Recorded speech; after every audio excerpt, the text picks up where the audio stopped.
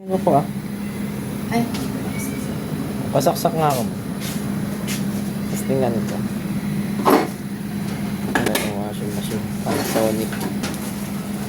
Tingnan muna natin bago linisan.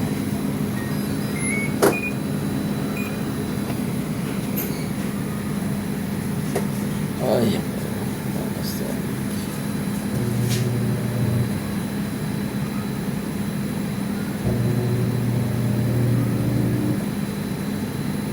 Speed.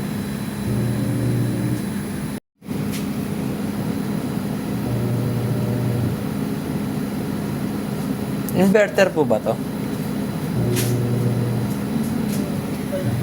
Ayun natin.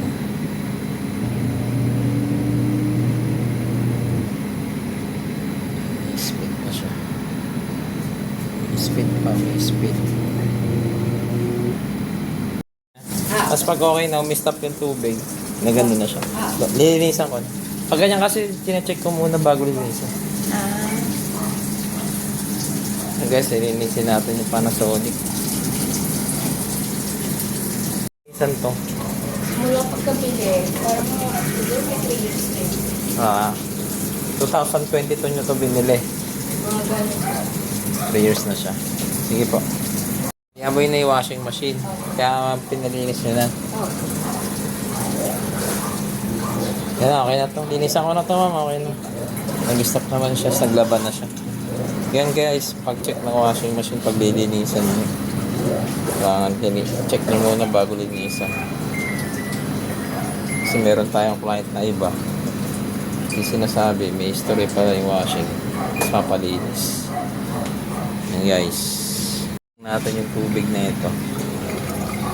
Kasi linisan na natin. Sorry. Guys, sobrang dumi na. 3 years. Bago malilinisan. Guys, natanggalin natin yung drum.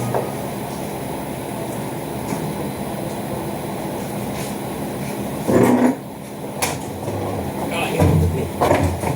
Yung dumi. Yan naman yung dumi. Picture niyo po.